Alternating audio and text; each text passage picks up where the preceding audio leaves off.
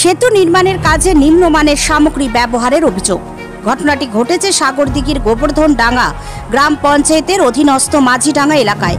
হরিণাডাঙ্গা ও মাঝিডাঙ্গায় যাতায়াতের সংযোগস্থল স্থাপনের জন্য লক্ষ লক্ষ টাকা ব্যয় করে নির্মাণ হচ্ছে সেতু, কিন্তু একেবারে নিম্নমানের সামগ্রী দিয়ে কাজ করার অভিযোগ উঠল ঠিকাদার হাসানের বিরুদ্ধে।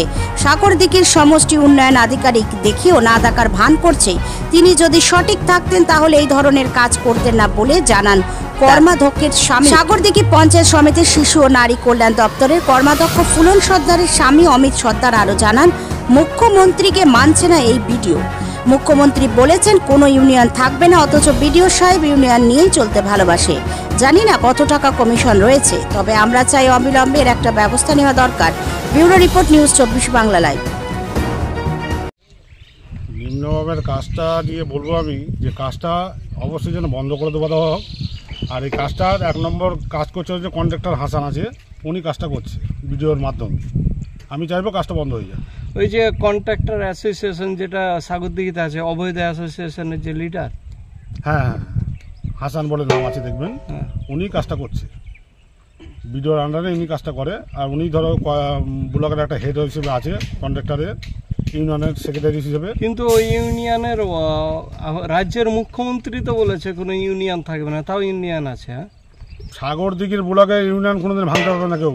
ভিডিও যতদিন থাকবে সাগরদিঘির ব্লকে ইউনিয়ন থাকবে, ভিডিও চলে গেলে ইউনিয়ন ভেঙে যাবে। তো ইউনিয়ন থেকে ইউনিয়ন রাখার উদ্দেশ্য কি? রাজ্যের মুখ্যমন্ত্রী যেখানে বলছে ইউনিয়ন থাকবে না, ভিডিও ইউনিয়ন রাখছে।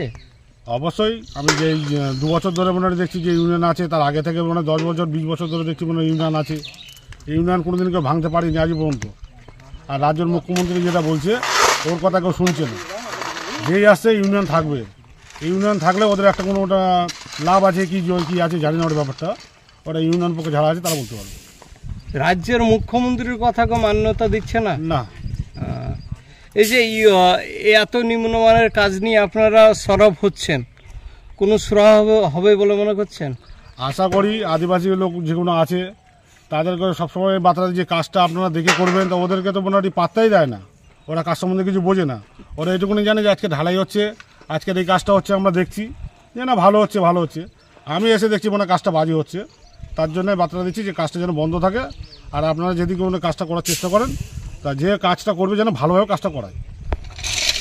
কাজটা তো আমরা দেখছি এখনো হচ্ছে, এখন ভালো হচ্ছে কি মন্দ হচ্ছে আমরা এইসব কাজ তো জানি না কিভাবে হচ্ছে। আপনারা কে কিছুই জানানো হয়নি? আমরা তো দেখছি কাজ হচ্ছে, যে একদিন প্রতিবাদ করেছিলাম, দিয়ে বলছে ঠিক আছে। তো আমাদের সাথে তো কি প্রতিবাদ করেছিলেন? ওই যে ওখানে একটু কম হচ্ছে, ঢালাটা কম হচ্ছে, জল টল দেয়নি, দিয়ে তখন প্রতিবাদ করেছিলাম জল দিতে হবে। এত বড় ঢালাই জল না দিলে হবে? ঢালাই জল না দিলে তো প্রতিবাদ করেও কোনো সুরাহা হচ্ছে না। না, আমাদের সাথে তো লোক নাই। প্রতিবাদ করাটাই অপরাধ হয়ে যাচ্ছে সমাজের বুকে, তাই তো?